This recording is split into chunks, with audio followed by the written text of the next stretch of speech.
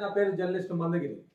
కొండేసిపి శాసనసభ నియోజకవర్గంలో మొత్తం పోలింగ్ శాతం 88% పోలింగ్ శాతం నమోదైంది.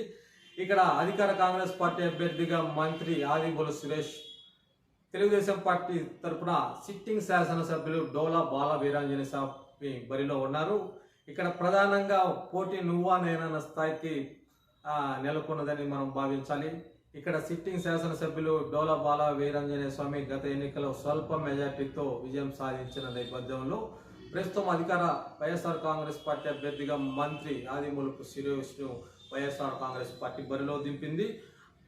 ఇక్కడ పోల్ మేనేజ్మెంట్లో అధికారిక వైఎస్ఆర్ కాంగ్రెస్ పార్టీ బాగా పర్ఫార్మెన్స్ అద్భుతంగా చేసిందని ప్రచారం నెలకొన్న నేపథ్యంలో ఇక్కడ తెలుగుదేశం పార్టీ పోల్ మేనేజ్మెంట్లో కొంత వెనక పడిందని ప్రచారం జరుగుతుంది. మొత్తం మీద ఇక్కడ గ్రౌండ్ లెవెల్లో కొన్ని మండలాల్లో తెలుగుదేశం పార్టీకి అనుకూలంగా, కొన్ని మండలాల్లో వైఎస్ఆర్ కాంగ్రెస్ పార్టీకి అనుకూలంగా ఉన్న నేపథ్యంలో సింగరాయకొండ మండలంపై ప్రధాన దృష్టి సారిస్తుంది. ఇక్కడ సింగరాయకొండ మండలంలో ఎవరైతే మెజార్టీ సాధిస్తారో ఆ అభ్యర్థి విజయం సాధిస్తారనేది మనకు గ్రౌండ్ రిపోర్ట్ బట్టి మనకు అర్థమవుతున్న పరిస్థితి ఉంది.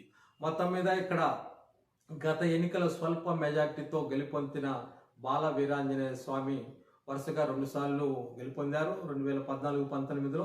ఈసారి మూడోసారి విజయం సాధించి హ్యాట్రిక్ సాధించాలని ఆ దిశగా ముందుకు సాగుతున్నారు. ఇక్కడ అదేవిధంగా ఓటమి ఎరగని వరుసగా 3 సార్లు శాసనసభ్యులుగా పనిచేసిన, ఇక్కడ ఎర్రగొండపాలెం నుంచి 2 సార్లు, సంతోషంతోపాటు నుంచి 1 సారి పనిచేసిన ఆదిమూలపు సురేష్ వరుసగా 3 సార్లు విజయం సాధించారు. 4వసారి తన అదృష్టాన్ని పరీక్షించుకునే పరిస్థితిలో ఉన్నాడు. కాబట్టి ఇక్కడ ఇద్దరి మధ్య పోటీ నువ్వా నేనా అనే పరిస్థితి నెలకొంది. మొత్తం మీద ఇక్కడ ఎడ్జ్ అయితే తెలుగుదేశం పార్టీకి అనుకూలంగానే ఉంది.